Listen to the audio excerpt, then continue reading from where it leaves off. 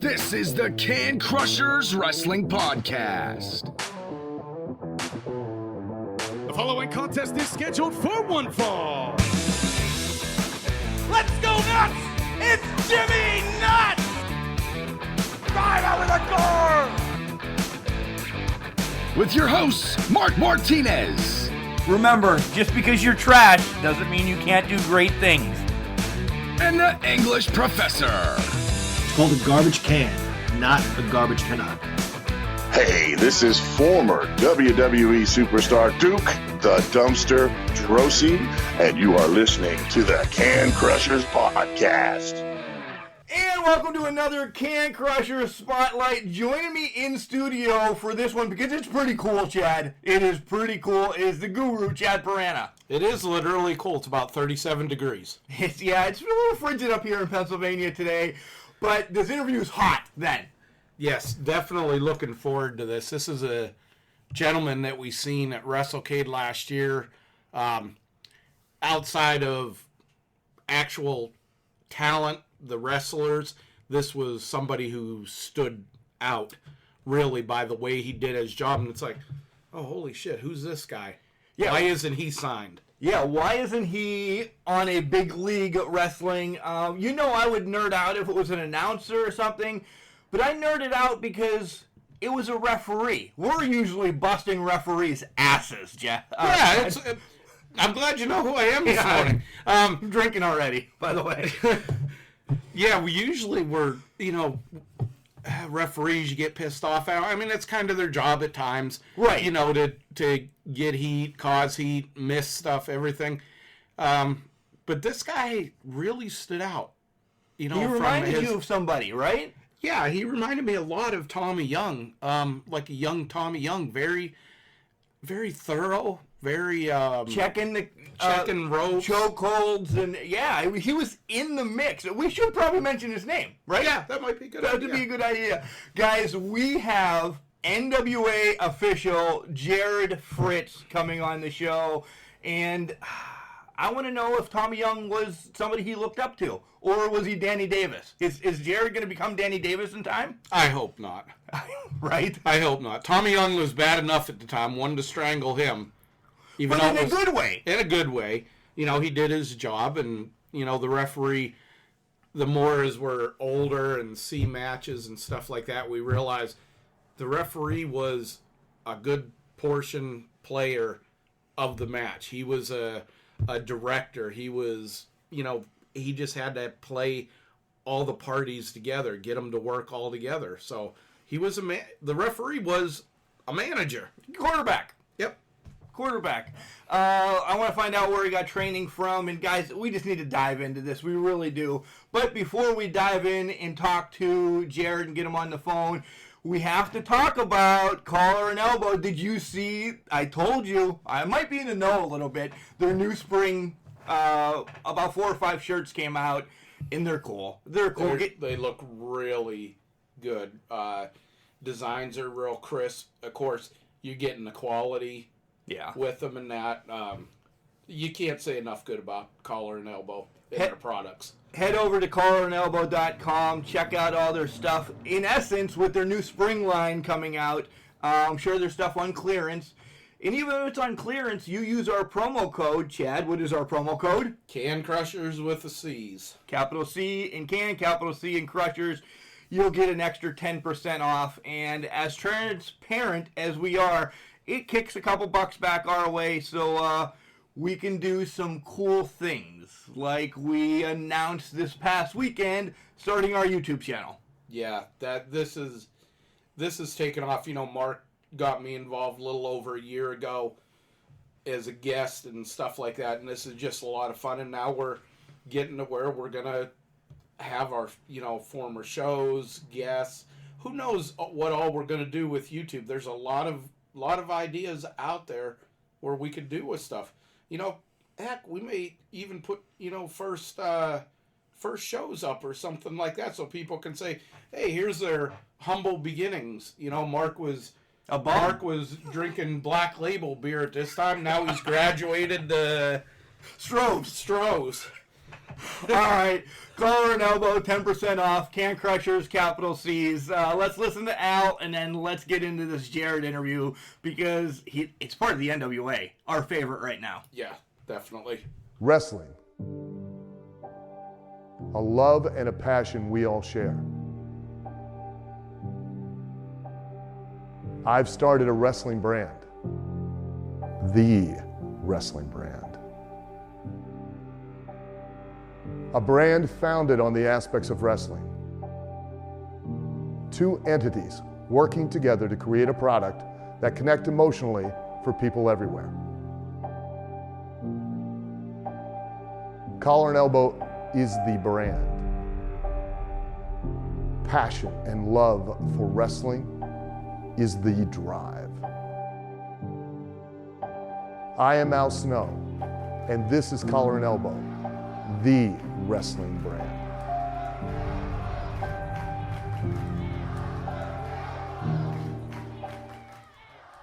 And welcome back to Can Crushers Chat. I just want to get right into this. We don't need to hem-haw around about what we're doing tomorrow or what we're doing today.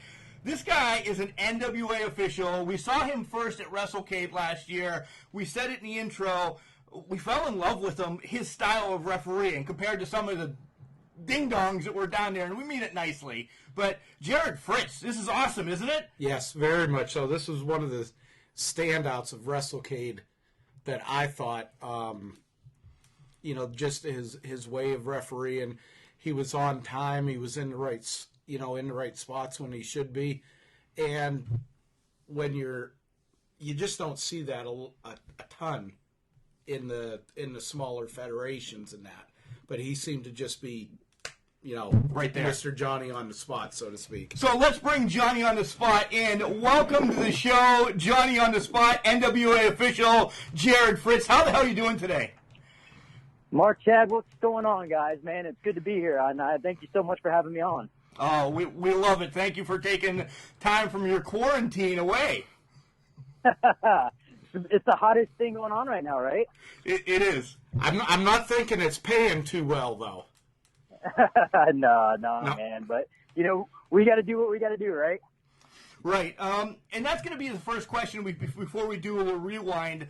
How is it hitting you? I mean, this is not just a Georgia thing or a Pennsylvania thing. This is really, it could possibly cripple some indie federations, don't you think?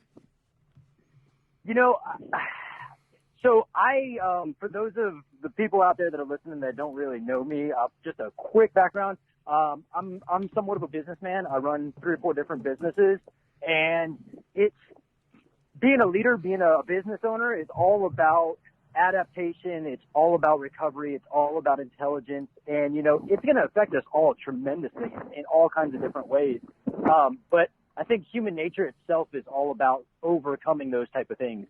And that's, each one of our own places. If you see a lot of my social media, I'm a very positive minded person. And that's where we got to work together and help each other out. There's people that this is affecting extremely hard. And then there's people that it's not affecting nearly as much. So, we kind of got to tip those scales and try to get everybody back on track and do what we can.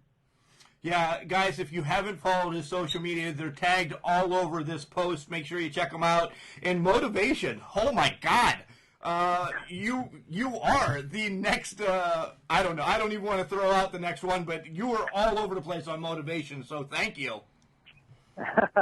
No problem. Thank you for checking it out and all that. I just I've been vehemently passionate for probably about the past 6 years, I'll say. I suffered several times going to the hospital with anxiety and just hated the way it made me feel. And, it was all about mindset, and I was learning about behavioral modifications. And, essentially one of the things I tell everybody that I help along the way, coach, teach, is, whatever you focus on is what you facilitate. So if all you're going to do is complain and you're going to think about the negative stuff, that's all that's going to happen to you, But if you always keep your chin up, if you always keep looking forward, you're always going to overcome everything you got to overcome, That's a great attitude. I hope you take what I'm going to say next as a compliment. But what your positivity reminds me of Nikita Koloff and what he's doing in his life now and did since the tragedy of his first wife dying of cancer.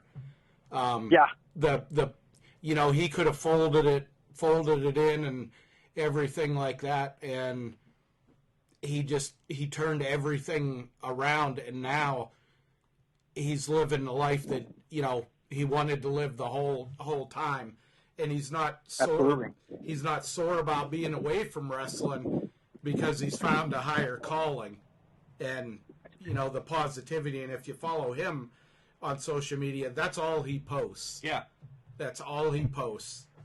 Yeah, Uncle K is a great guy, and I love his style.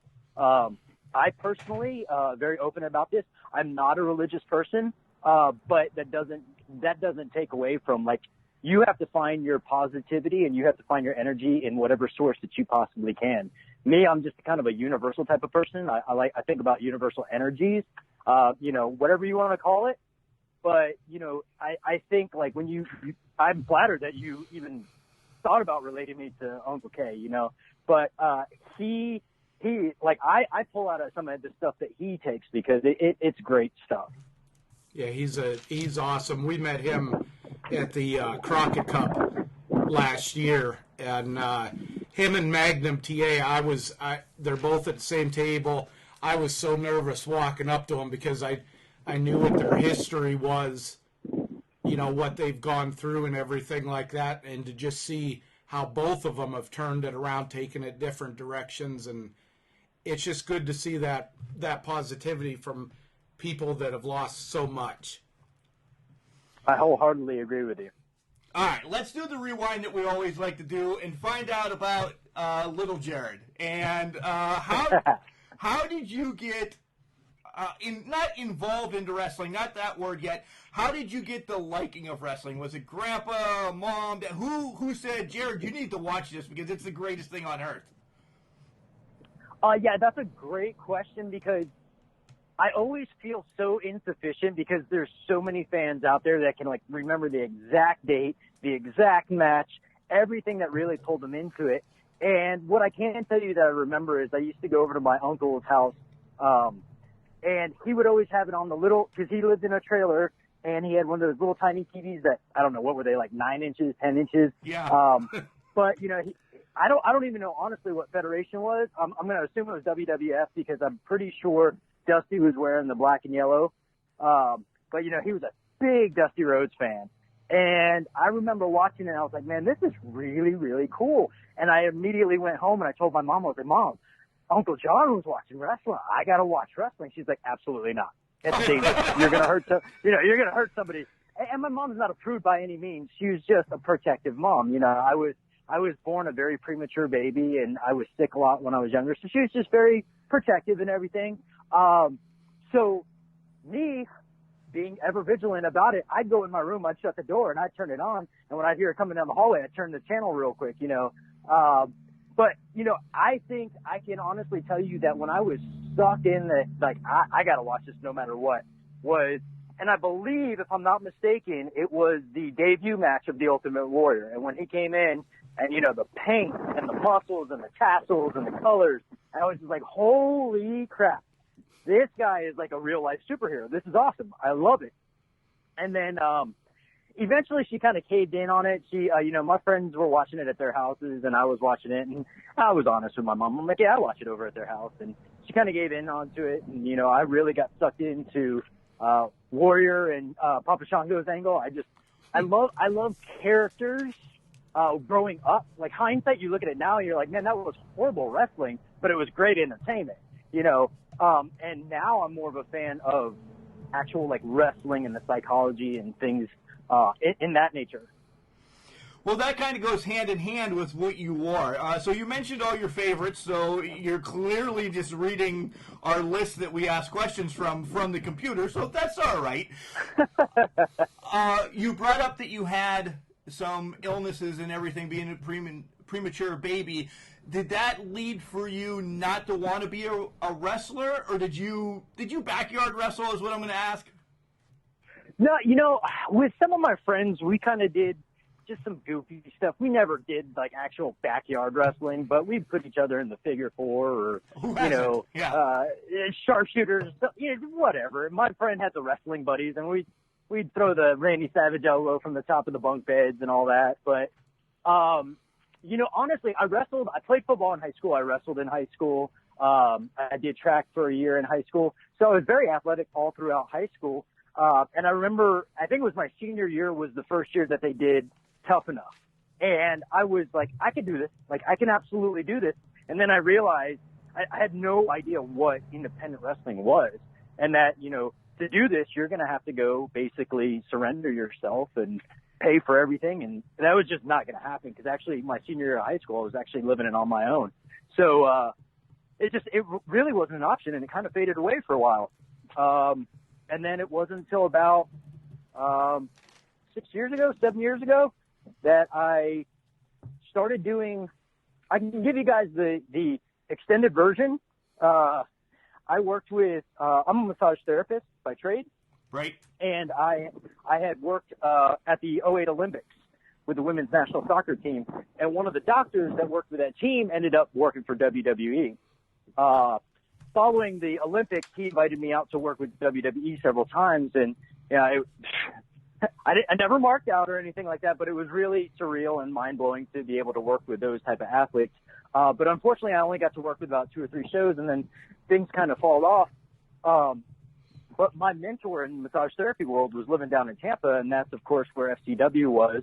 And I reached out to him to find out if he had any connections, and he didn't. But one of his old students was a professional wrestler here locally in South Carolina. Not sure if you guys ever remember a wrestler named Pete Casa. He worked a lot with Dragon's Gate. Not great on guy. names. The name sounds familiar. Look him up. He's got some killer matches. Very reminiscent of Pop.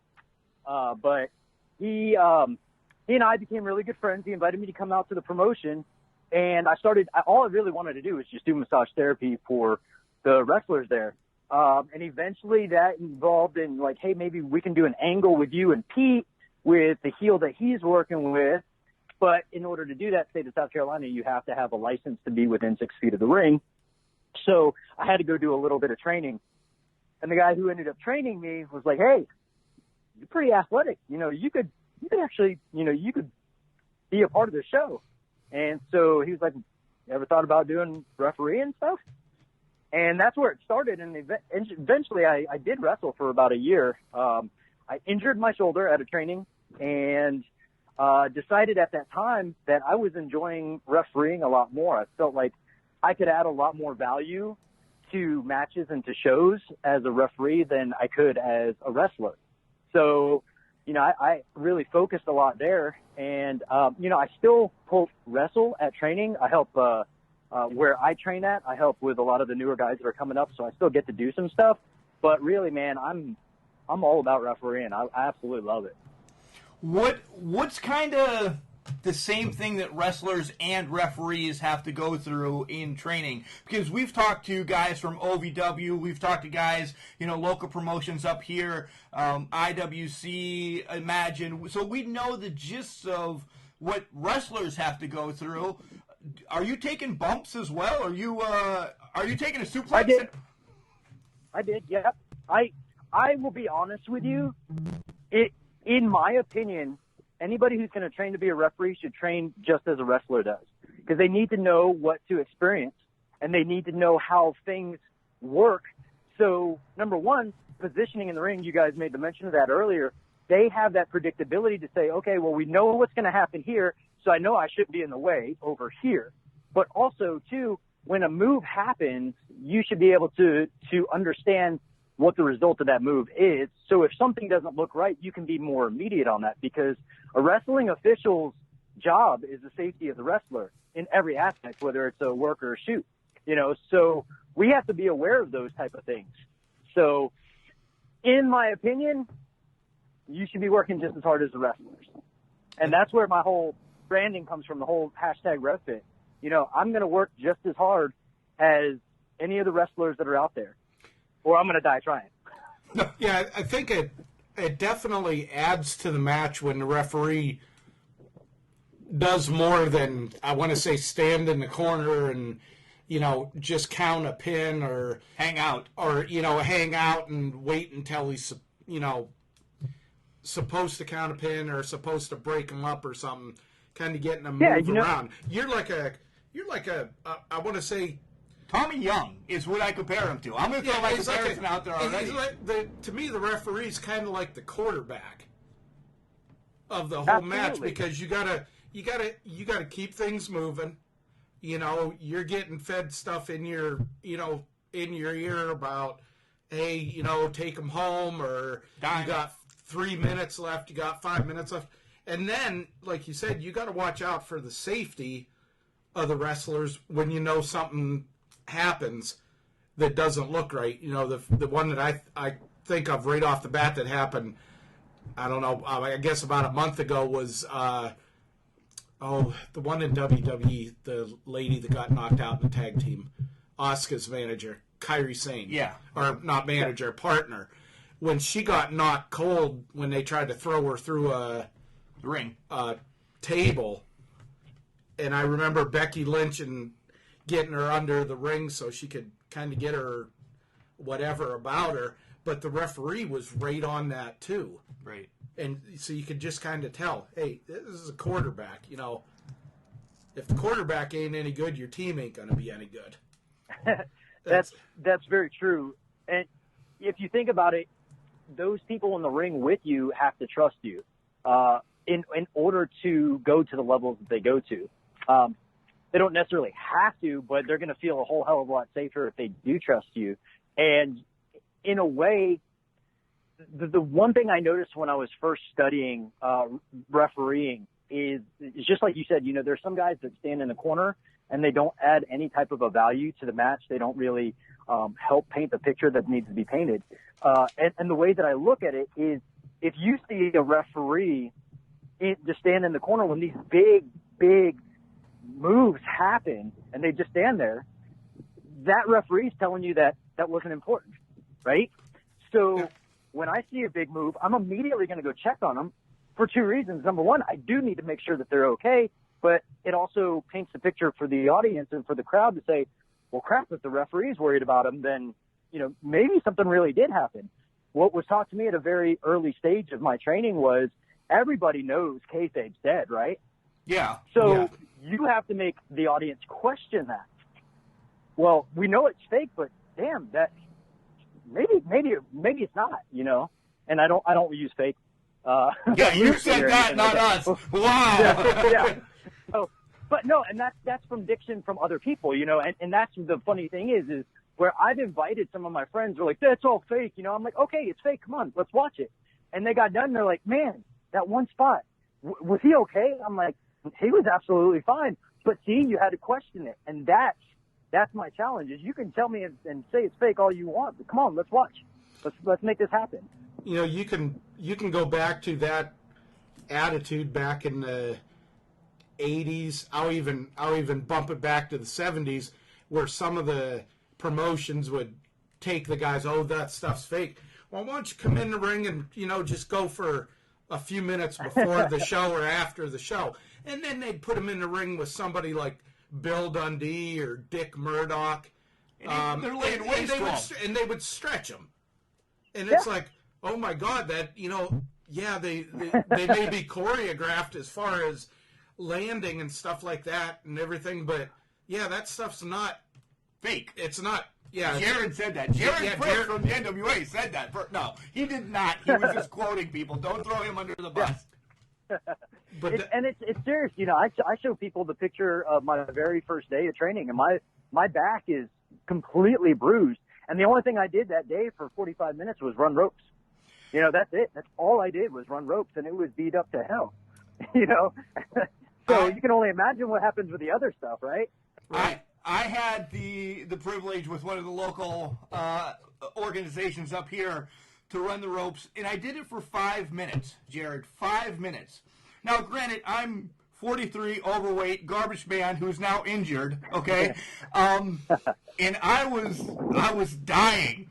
Not from the running part. The ropes legit hurt. They hurt. They're legit wired digging into your back. It's not fun. Yes. Yeah. Yes. And that's you know, when my first training, the trainer asked me, he goes, "What'd you think?" I said, "Well, it's pretty much everything that I thought it would be. I knew it was going to be tough."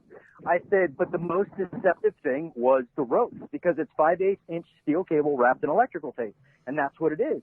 So when it's taught, you're not just going to fall into these ropes. You have to hit the rope so that it can create enough ricochet to throw you off back into the other side of the rope. So essentially, when you go to run into the rope, you're not running into the rope. You're running into the wall behind the rope.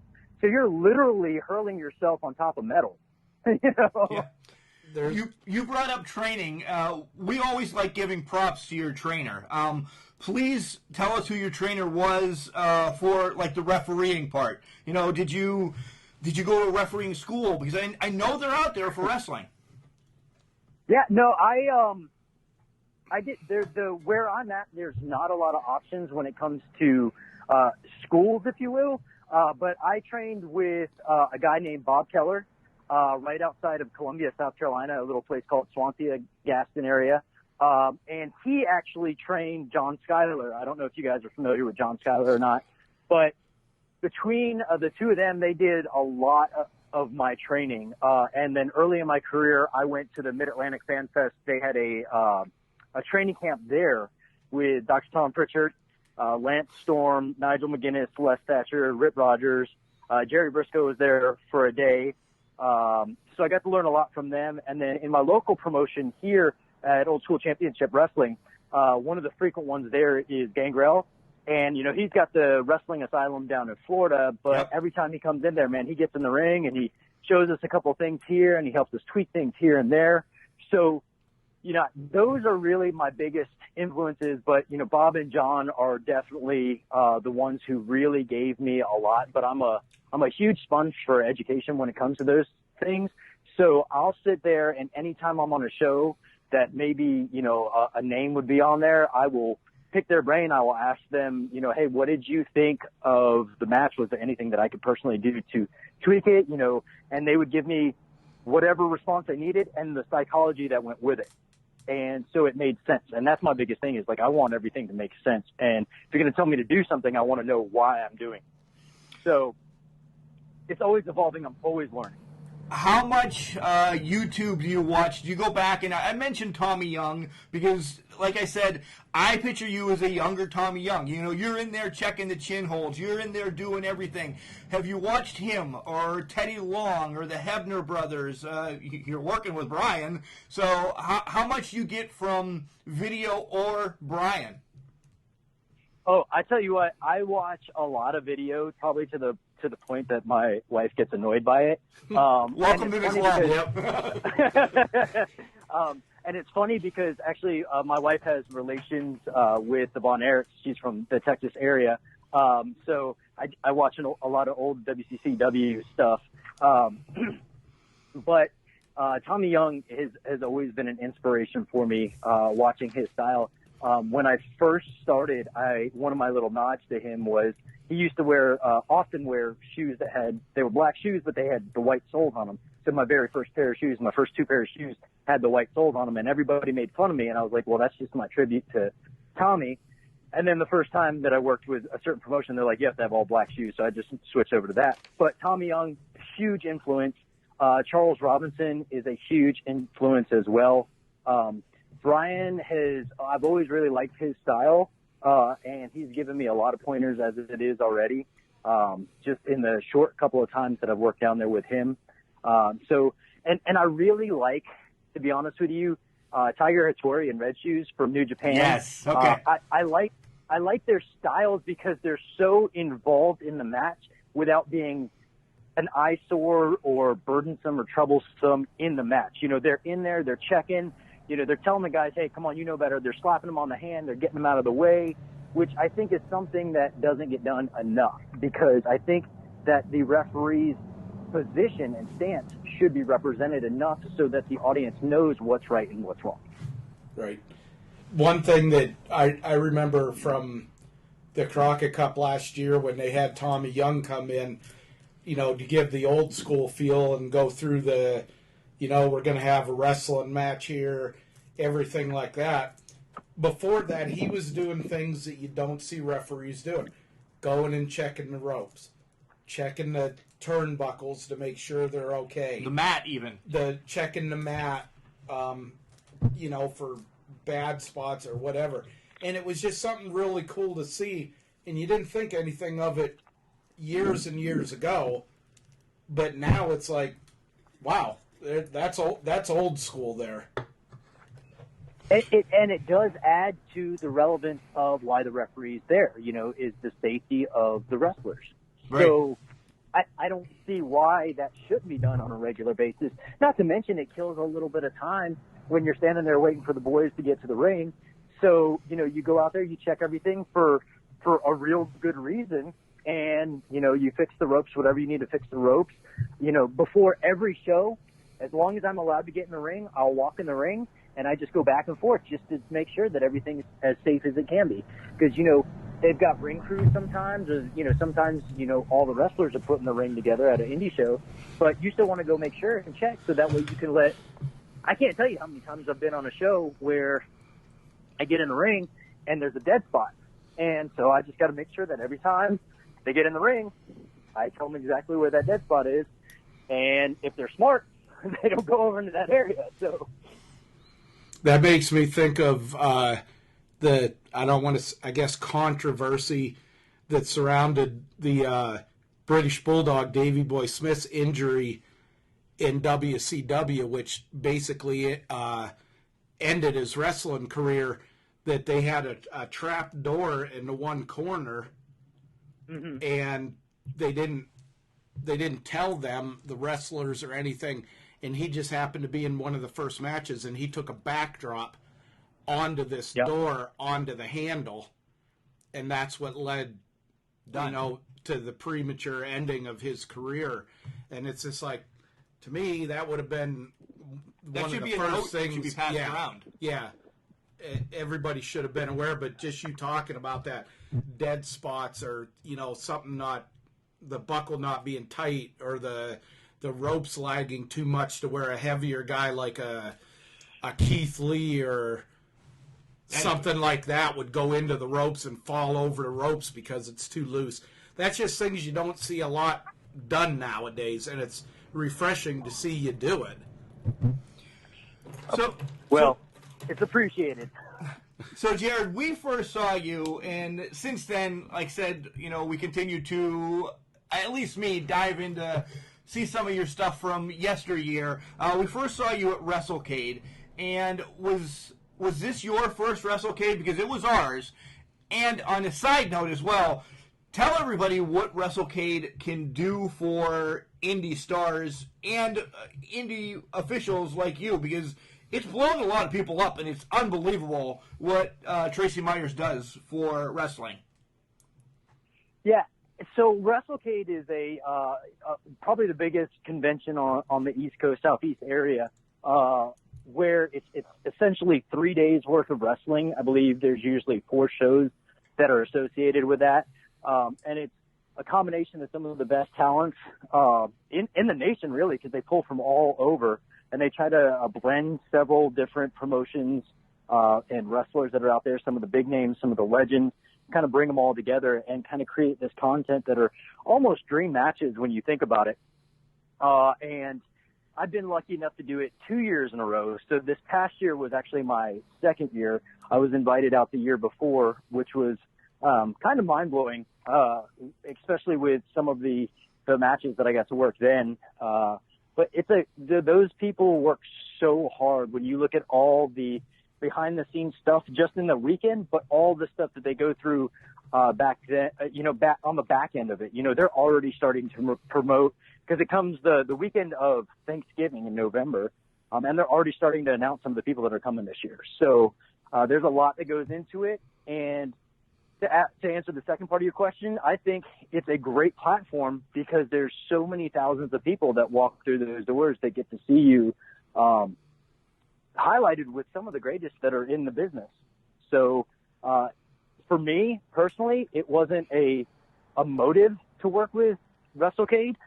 It was I want to learn as much as I can. So what better platform than to work with some of these great people? And I've been honored to work with them 2 years in a row, and hopefully I'll be back again this year. Now, there is something.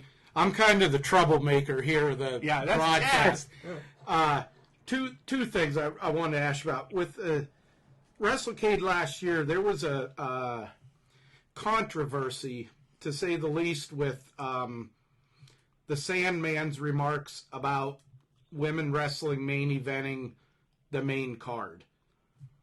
What did you hear of that? What was kind of the feeling backstage about it? What's your feelings about it? So, to be honest with you, like straightforward, I had no idea what the heck was going on. I didn't know until after the show had finished, like what the remarks were, because I was at every show that I go to, if they allow me to, I bring my massage chair and I work on the boys, because they put their bodies through hell. So why not try to help them out a little bit? So I was working on people, and I usually try to stay out of a lot of conversations in locker rooms because, there's a lot of stuff that I don't want to get involved with. So I really didn't know until afterwards. And then as far as, what he said and the responses and everything, I'm a very unbiased type of person. My thing is show me that you can do it. Yep. Thank you. I don't think that anybody's incapable of a main event spot. But as long as your passion, your drive is there, you make sense with what you do, anybody can do it. Anybody can do it. That's exactly what I was thinking. I was never a fan of the Sandman as it was, and he made his living in ECW and that. And I just thought it's like, man, these, the best matches that we honestly felt were that weekend were the women's matches. That was just our opinion, and it's just like, what would you rather have, a really good women's match or me and you wrestling? Yeah, I mean, you could throw Mark and me in the ring, and it wouldn't be pretty at all. But I think that if you earn the spot, you got to go for it, and there can't be anybody that blames you if you do. Absolutely, and the way I've always looked at it is, your business, your team, whatever you want to look at, is only as strong as your weakest link. And when you've got somebody in there kind of tearing apart things, it shows a sign of weakness in like the wrestling community. And for me personally, I may not agree with matches, or I may not agree with how it, quote, makes sense or anything like that, but it doesn't mean it's not good wrestling. It's just not the style that I like. I think Tim Storm said it the best in the interview that he had with, I think it was Chris Van Vliet. There's a lot of flavors of ice cream.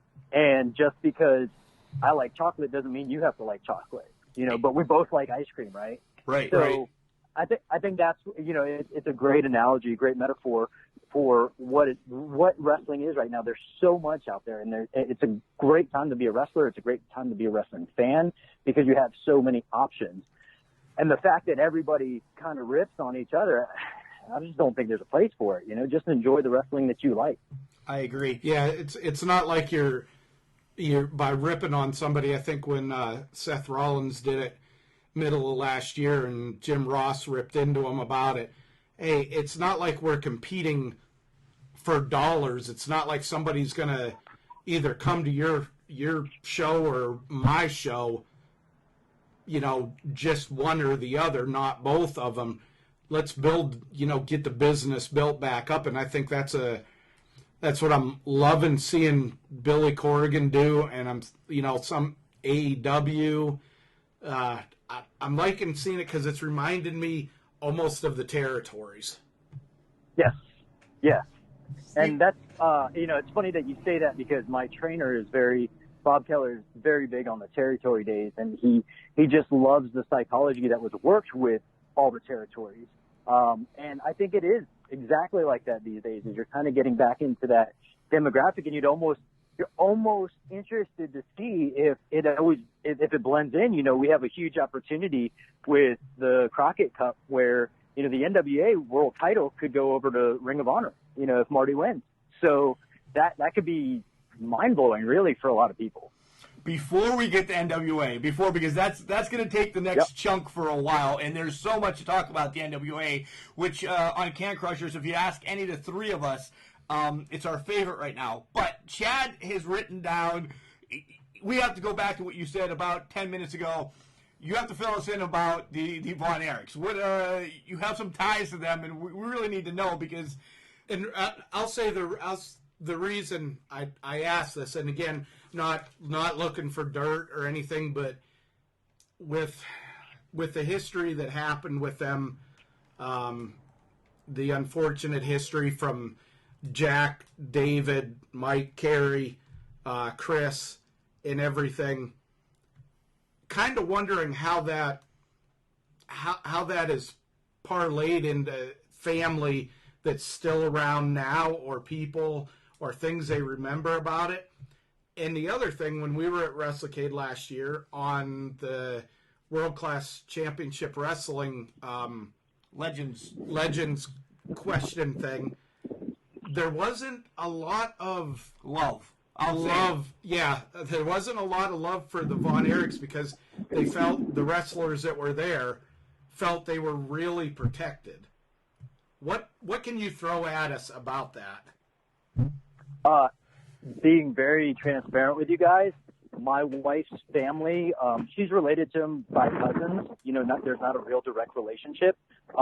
And with all that had happened with the family, they really kind of steer clear of being involved with the wrestling aspect of the family. So I really haven't even had the opportunity to meet or talk to or anybody related into that. So unfortunately, I don't have a lot of insight to give you guys on that. No, and that's fine. Yeah, we don't want to dig. We don't want Hatfield McCoy or anything. But all right, let's transition to now the NWA, where we see you in the ring with Tim Storm and Aldis and our favorite Thunder Rosa. Let's just talk NWA. It's been out there now that we were going to make the 13-hour trek down to Georgia and hang out at Crockett Cup for about 3 days, and that really, it's sad. With what's going on in the world is sad, and it's taken away a lot from wrestling. Do we know, is the Crockett Cup, and I know you're not going to put out spoilers, is it a possibility that this is still going to happen this year, or is the Crockett Cup done? To the best of my knowledge, just like a lot of other promotions and shows that are being canceled or that have been canceled, it's everything is going to be postponed at this point. With unclear information, or I should say not unclear, but uncertain information, nobody really knows when, we're going to get the thumbs up to say, hey, people can be within 6 feet of each other again. I think this is a cornerstone for the future of NWA, and that's just my personal opinion. That's nothing from the back office or anything. But I can tell you that everybody there is passionate about the Crockett Cup. So it may be later than we wanted it to, but I'm almost 1,000% sure you guys are going to see the Crockett Cup. Good. The Aldis Skrull match last year was voted the Can Crusher match of the year. So once it got canceled, we're like, damn it. That's going to be match of the year. There was a few other swear words used that we won't go on to. We'll leave your podcast nice. But there's somebody I gotta think in. I gotta ask you, these guys were and still are my favorite tag team of all time, the Rock and Roll Express. What is it like being around them? What do they bring to the NWA? So much knowledge and so much history and just genuine psychology of the business. I live right outside of historic downtown Charleston in South Carolina. And the way that I kind of relate it to people is when you go walk downtown Charleston, there's some of the original cobblestone streets from when the colony was first developed. And you're walking down these streets and you're thinking, colonialists and pirates and all these historic figures walk the same cobblestones that I'm walking right now. And then you look at, and granted, that's centuries and centuries ago, but when you are in a match or just side by side listening to Ricky and Robert, it's just your mind is going, holy crap, all the things that they've done, all the things that they've learned, and that they're still going. Man, I talked earlier about being a sponge for knowledge. I just sit there and I shut my mouth and I just listen to everything they've got to say, because it's so beautiful. Is there anybody else besides, the Rock and Roll Express, 40, 30, I don't know, 50 plus years in the business, but is there anybody maybe like Eli Drake that is amazing that you're like, man, this guy, he knows some of his stuff too? So like I said earlier with the whole ice cream metaphor, that's almost every single locker room, particularly the NWA locker room, everybody in there. I think Billy has been genius about pulling in people for a certain reason, and everybody in there has such a unique knowledge and perspective on wrestling that works so uniquely together that it's just, I'm still, like I said, I sit there, I shut my mouth, and I just listen to everything that's going on and pulling it all in. And, it's perfect for certain places at certain times, and that's what I try to learn about. Somebody else I got to ask you about, and it's one of our favorite. He's one of our favorites, and I think he's a international hero, and everything is a question mark from Monrovia. Have you learned the national anthem yet? Have you gone through his karate training? Any plans to? I have not. I'm quite intimidated by him, to be honest with you. Wow. He looks like a beast. I mean, he looks like he could take out, probably Sid Vicious, Undertaker level guys with just one chop, one perfectly placed chop. That thrust, it's brutal. You're close with Billy, and this is us gonna kind of get our stamp for approval here, or maybe not the right wording, but.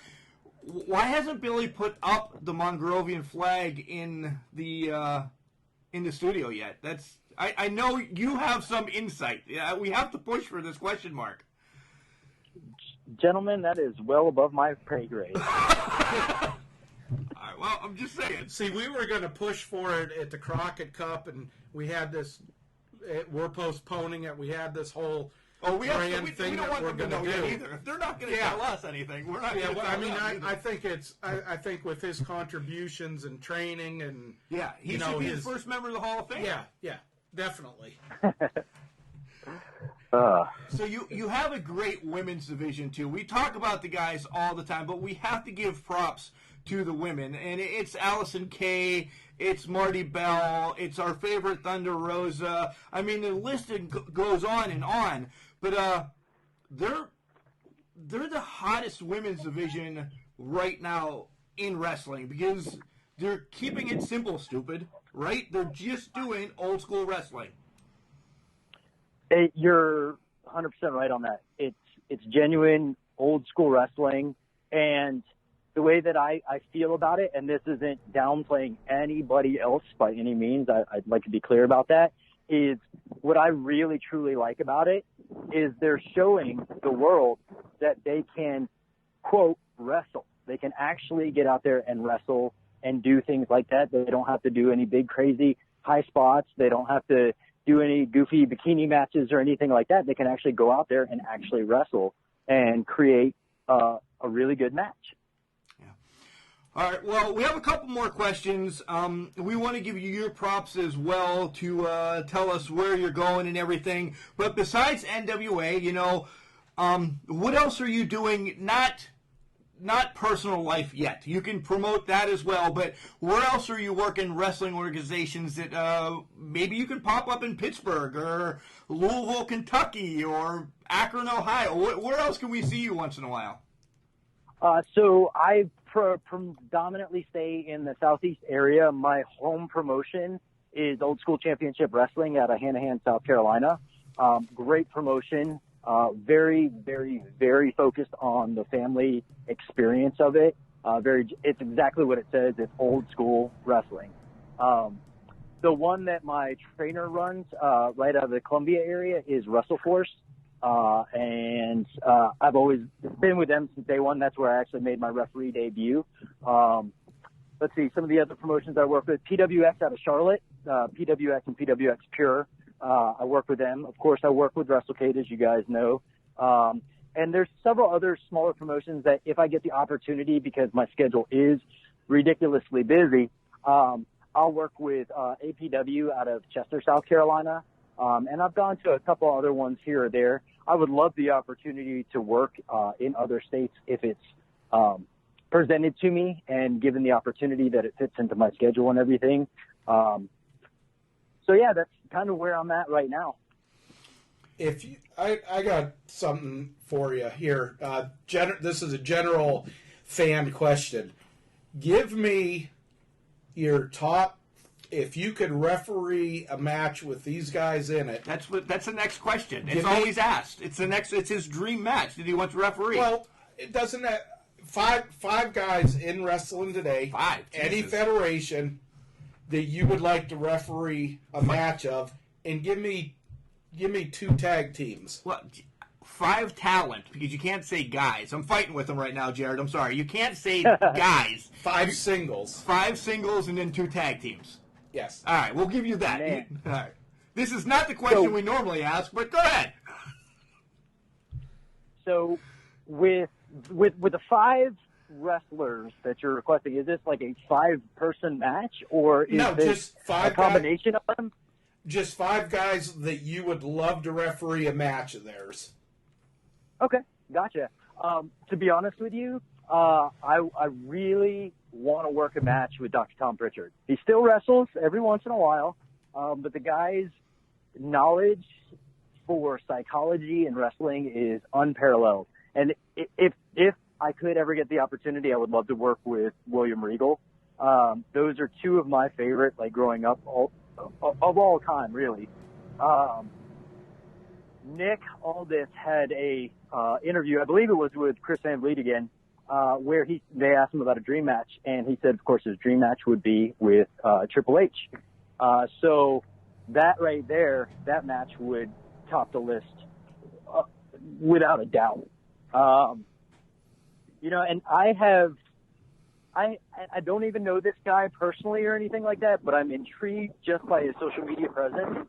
But Warhorse, JP Warhorse, Yes. I think it would be awesome to work a match with him just because of his charisma alone. I don't know how. I honestly haven't even seen more than just a couple of spots in the matches. I just love his social media presence. It's fantastic. Yeah, his social media is Warhorse is the one that won, and we're going to transition over to this. He's the one that won the Indie Mania game for Retro Mania, the wrestling game. Yep. Yeah. I remember that. Yeah. Speaking of which, and- go ahead. You can finish this Go ahead. question, then we'll come at. Yeah, go ahead. Gotcha. So I think that was my 5, but I got to throw in an honorable mention. A guy that I met at the Tom Pritchard camp, a guy by the name of Sean Donovan. I have followed him ever since the camp and everything, and he's such a good, genuine wrestler, and I would just love the opportunity to work at least one match with him. I would have loved to have worked the send-off match between him and Danny Moss, but getting an opportunity to work with him, and I believe you guys asked about tag teams. For my nostalgia purposes, I would love to work with the Hardy Boys. I don't know if that's even a possibility anymore. Right, yeah. We don't know. But that would definitely be kind of like top my list there. And one of the ones that I've kind of been following on social media too, and again, I just kind of like love their characters and everything, is 4 Minutes of Heat. Okay. I think they're out of the Washington area. I think they are. Yeah. Nice. So. All right, so I'm gonna be the bad guy. You didn't say any women. You don't want to work with any women? To be honest with you, man, I have had the opportunity to work with a lot of the women that I have wanted to work with. Nice. So it. No, that's good enough answer. You don't have to. No, that was me. That's good. Just like you guys are really big fans of Thunder Rosa, and I'm really big fan of Thunder Rosa as well. And I was blown away by my debut match with NWA being between Tasha Steelz and Thunder Rosa. And I've had the opportunity to work with Queens of Combat, which is based out of the Charlotte area, and there's a lot of the women. That's all women's show. So I've got to work with some of the really, really, really good female talents that are out there. I've got to work with Camille when she was on the Indies. So, that's a great one to work with. I've got to work with Tessa. I've got to work with Sue Young. So I've been blessed to be able to work with a lot of the great women that are out there. So to say, would I want to work with them again? Absolutely. Who wouldn't want to work with them again, But I don't think there's anybody out there right now, female-wise, with the exception of, I honestly have to say, Trish Stratus and Lita would be awesome to work with. But again, I don't know if that's even a possibility anymore. You brought up Queens of Combat, and that was voted our favorite card of WrestleCade this year. You brought up Tasha Steelz, and between her and Ethan Page, I think they stole WrestleCade. They were unbelievable. But that's fair enough. You can go back and listen to the WrestleCade podcast that we did.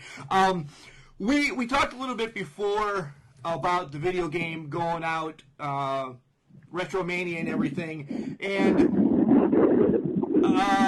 are you going to buy that and play it? You have a whole NWA on it. Are you gonna play some video games? It's your roster's right there. So there's a possibility, because when it comes to video games, I'm not a big video game fan. I never really have been, even when I was a little kid. And I know that rubs a lot of people the wrong way, particularly my stepsons. They're big gamers and everything. But I am a fan of like certain subject matter when it comes to video games. When the DC Injustice came out, because I'm a huge comic book fan. And when that came out, it was like Mortal Kombat meets DC. That was super cool. But again, my attention span for video games is very, very short. So I apologize to all the big video game fans out there. It's just not my thing. Mark's just bitter about the video game thing because he's playing MLB 2020. It is. And he can't get out of the minors, and I already have my pitcher in the majors. In the majors already, so he's just bitter about that. So don't let him bother you. All right. Final thing. We always like wrapping it up, guys. This guy, Jarrod Fritz, NWA official. He's a motivator himself. Go and follow him on all the social medias that are tagged in the post. But Jarrod, you've been in the business now for a while, and you have, a little Jarrod, a little Mikey coming up to you and say, what kind of advice can you give me to be the best referee? Because I want to be better than you, Jarrod. I would give him the same exact advice that was given to me by Bob Keller and Mr. Number One, George South. Shut your mouth, open your ears, listen. That's perfect. Because there's the thing is that the art of wrestling has been passed down through the years by just telling the stories and telling how to do it, since the early 1900s. And in my opinion, you can be innovative and you can create new things, but the bones of it all comes down through that legacy. So shut your mouth, open your ears, and listen. And you can learn so much by doing that and then just applying it in the ring. And you can shine it up a little bit in your own essence if you want to, but just learn. And finally, like I said, we're going to give you your props. We know that you're a massage therapist and everything. Tell everybody out there, in listening land, if they're down in South Carolina, where they can hook you up and what you can do for them. Yeah, so my business is based out of Charleston, South Carolina. It's Define Therapeutic Massage. You can hop online and you can check it out at www.definedmassage.com. And I also do work with a health and wellness supplement company called Advocare. And if anybody is ever interested, I don't throw my links out or anything like that. You just feel free to shoot me a message on any of my social media platforms, and I'll talk to you guys there. There you go. Awesome. Jarrod, this was fun. Thank you for bringing us into the NWA a little bit of your history. And, man, I hope we see you at the Crockett Cup sometime this year. You will. I can guarantee it. Chad, he's pretty much guaranteed the Crockett Cup is going to go without guaranteeing it. Without guaranteeing it, and I'm excited about this. I don't care when. We have our money in a safe place in the ground somewhere behind your house. I'm not even sure, But when it comes that they're coming back on sale, I'm thinking they're going to announce it lickety-split in June. Maybe it's going to happen in July or August. I'm thinking once this, coronavirus stuff ends and we're getting, pulling out of the rules and everything like that, I think they're probably going to announce Croc Cup within 2 weeks of that. Yeah. I'm shooting with WrestleCade being in November. It's not going to happen in November, but I'm thinking this might be a September, October trip. If it's September 19th, and I'm not sure of dates right now, if it's around Ethan's birthday, I might be in trouble. But You could bribe your way out. I could bribe my way out. Maybe you can get the new Xbox 7,000 million whatever, or a new designer graphic game for his computer or something. Hell, I'm gonna miss the wife's birthday again at WrestleCade. So why not? You're a brave man. Why not screw over the son as well? Yeah, I mean, I'm just a bag of shit, more or less. I wouldn't say that. I'd be like, watching your insurance policies and stuff like that. Jay Bradley already has claims on that. So, guys, yeah. So that's him and my wife have figured something out when we made the trip down to OVW that Jay Bradley is going to get, 75%, and Kelly's actually getting the screw end of the deal, only 25. Well, that's what they're telling you. There might be policies you don't know about. There are policies I don't know about. I paid one yesterday, I think. All right, let's talk about Jarrod. First off and foremost, I like that he brings his massage therapy stuff to shows and takes care of the boys and gals in the backstage. That's a class act. Yeah, and, and a lot of guys could just go do their, ref their match, be in their match, and just, if they're going to do something later that evening, they'll just, kind of withdraw from people, not have a lot to do. It's like in between his matches and stuff like that, he's working on the boys. That's cool. He's taking care of them. Yeah. And I don't know if you noticed, our last 3 spotlights have kind of been about motivation. And did I know it was going to happen this way when I set up Dalton Wade, Spencer Slade, and now Jarrod Fritz? But these are falling in line. These 3, the last 3 spotlights, are what we need right now. Jarrod, again, always getting online and just talking about motivation. And he said at the beginning, if you're going to look down all your life, that's the way your life's going to live. He didn't say it that way, but that's the way I'm paraphrasing it, right? Yeah. Yep. Basically, this is a very uncertain time for everybody with the virus going around and everything. I know this is a very personal time for you with passing of your mom 6 months ago. It's just kind of weird when things like this hit because this is it's weird. Perfect. Yeah. Even if you're not sick or you don't know somebody that's sick or you're not going, through what Mark has gone through, still this is very uncertain times and it's a pick me up. Yeah. It's a smile doesn't cost a thing. No. And it could change somebody's life. I mean, just look at Alexa Bliss when she smiles. It changes your life. It changes my life. Oh, my God. All right, well, that's it. Let's wrap this one up. Jarrod, once again, thank you for coming on the show, and we can't wait to see you at the Crockett Cup when it happens. This was fun. Yeah, we'll definitely, we're going to keep in touch with them. Then when the Crockett Cup happens and we get down there, we're going to, one way or another, we're going to get with them, get some pictures, reference back to this.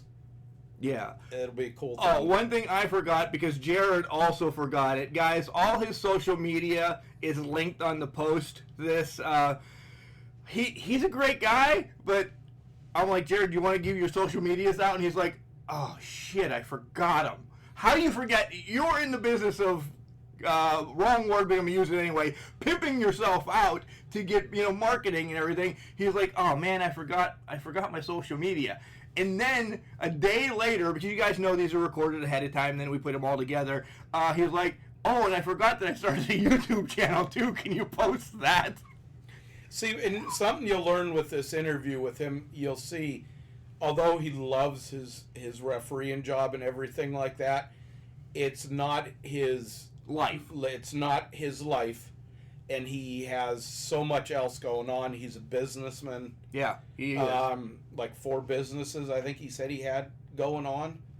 75 maybe. But you know, he has a lot going on. So, but he's not taking time to play video games with his kids. That's what pisses me off. Yeah. I don't know. That's kind of weird. He could have been a referee in Retromania that's coming out. I think he should still get a push. I think it's because his kids probably, you know, beat his ass. Yeah, they probably stomp him into the ground. Well, I think that's probably why he doesn't like it. Yeah, you know, whatever. All right, once again, thanks, and we'll see you guys this weekend. But remember, just because you're trash doesn't mean you can't do great things. It's called a garbage can. Not a garbage cannot.